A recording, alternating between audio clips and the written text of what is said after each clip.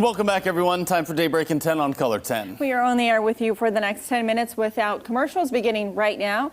And first, let's head on over to meteorologist Elisa Raffa with our forecast first. Good morning, Elisa. Good morning. It's another pleasant and cool start out there this morning. You'll find some dry roads on your way to work and school. It is 57 degrees in Springfield right now with the calm winds and pleasant dew points. It's 58 degrees in Monette, a pair of 5s in Mountain Grove, and a pair of 5s in Camdenton this morning. Dew points again in the middle and upper 50s, so that's where it feels crisp and comfortable out there this morning. Pleasant on the muggy meter map.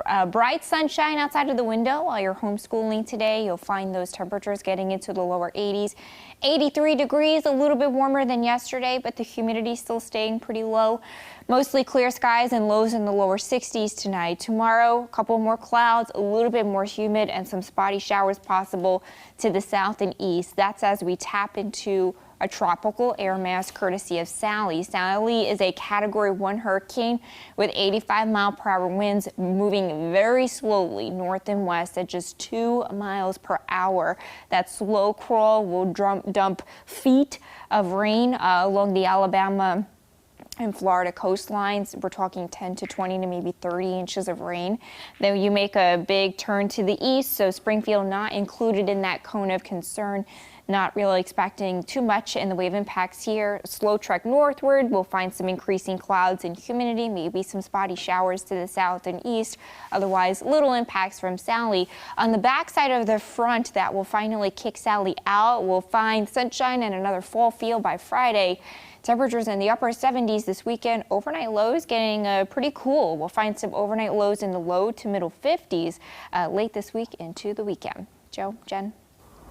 All right, thank you, Elisa. 2 local organizations here have partnered for a final voter registration push. Nyjah McDonald actually met with them to see what they're doing. She joins us live in studio to explain. Nyjah, good morning.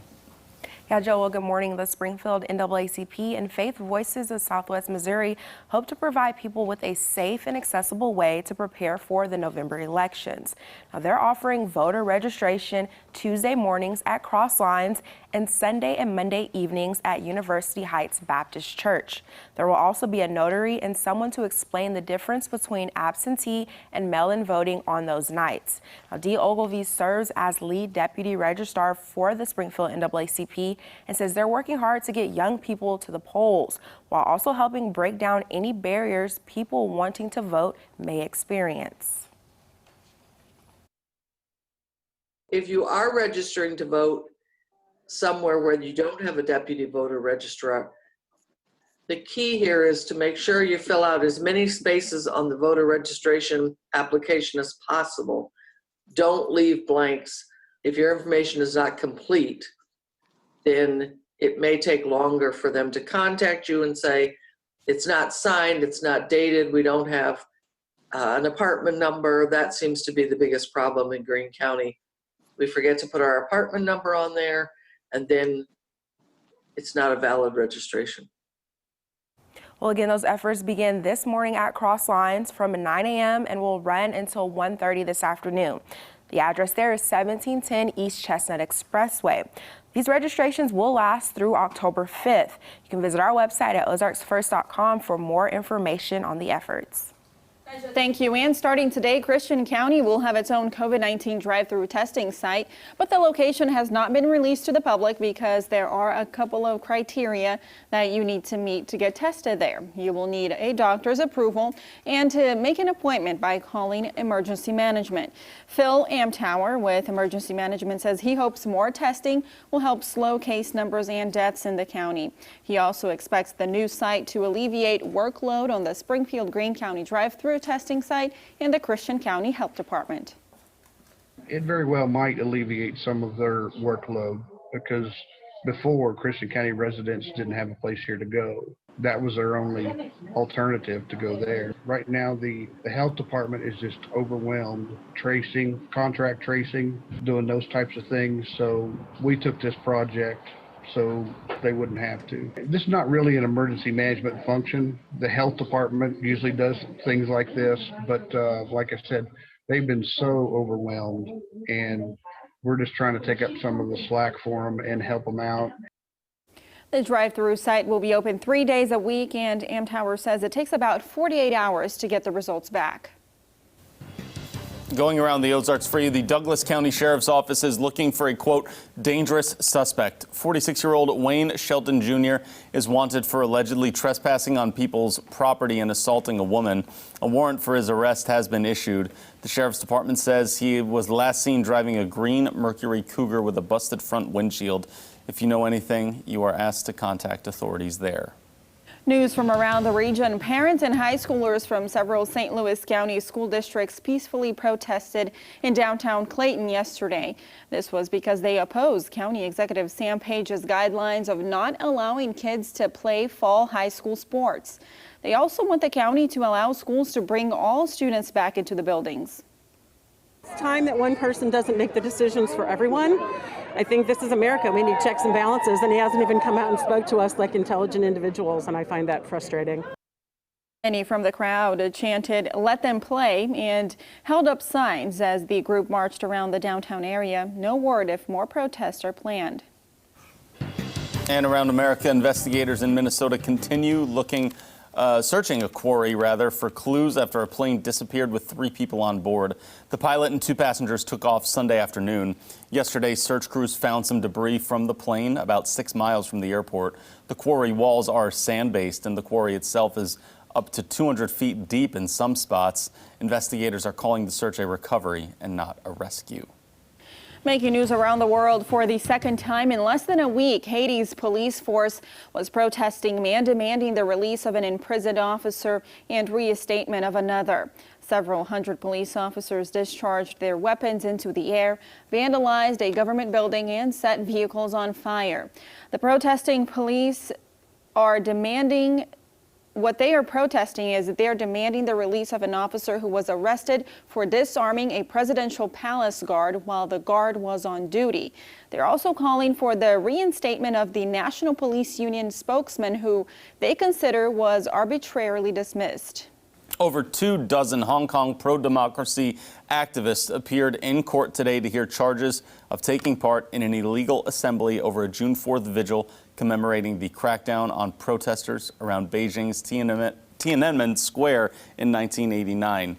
It was the first time the vigil had been banned, with police citing coronavirus restrictions on group gatherings as the reason. Still, tens of thousands lit candles across the city in what was a largely peaceful event. A fire broke out today in one of Beirut's best-known buildings near the city's port, where an explosion last month killed almost 200 people. The building was still under construction and sits on the main road that passes the port. The blaze has now been put out, and authorities are investigating the cause. It was the third fire in that area within a week. More local news. Cox Health is hosting a virtual job fair later on today. It runs from 11 a.m. to 1 p.m. The health system currently has over 600 openings in several different departments. You can find more info and a link to register at the site listed on your screen there. Big Brothers Big Sisters of the Ozarks will be revealing its new focus area mentoring program today. Because of new school regulations for this year, the organization Lunch Buddy program was put on hold for this year. So the nonprofit created this new program that they say will cater to the needs of each volunteer and child. Coming up this week, a blood drive to help the families of people killed in a Springfield shooting from March. Officer Christopher Walsh and 3 others died 6 months ago when a gunman fired in a gas station on East Chestnut Expressway. Community Blood Center of the Ozarks doesn't want their memories to be forgotten. So for every blood donation made for the next 3 days, $5 will be given to provide financial help to their families. The Blood Center also has an emergency need for all blood types. Reserve levels are still low due to the coronavirus. The center is open again from 8 a.m. to 6 p.m. 7 days a week. Let's take a look now at what's coming up for you on CBS This Morning. Coming up, Bob Woodward joins us with new revelations about what the president really thinks about race relations and the coronavirus. Plus, country megastar Maren Morris on her struggles as a new mom and how much she misses the road. Coming up on CBS This Morning. And we see the Google trends that we're checking all the time. People pretty upset about this Macy's Thanksgiving Day Parade, guys. Understandably. For me, I think this has been the most heartbreaking thing about the most heartbreaking change for me. Really? out From of the pandemic? Yeah, you know. There's still floats, there's still performers, balloons, all that, but it's just going to be one block of street in New York, as And- opposed to the 2.5 miles. And it will be most local people so Yeah. that there's not a lot of traveling involved.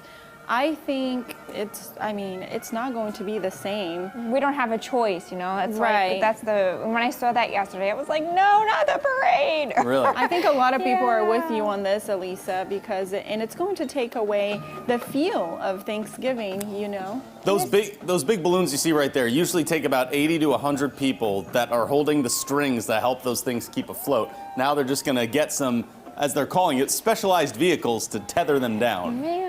And they usually, like the night or two before, there's like a big balloon blowing party in Central Park where they'll blow up the balloons. Yeah, like they all I've done that as a kid, go to see them get blown up. And next year, guys, next year. Yeah, it's going to be sad, but like a lot of things have been different this year. Yeah. You know, we're Yeah. used to everything being on 20% Scaled down. Scaled down, yeah. Still So- televised, so you'll be able to watch it, and you'll get that feel at least, right? Still got a little summer feel to us, right? Yeah, it's going to be nice out there today, 83 degrees with sunshine, some showers south and east tomorrow.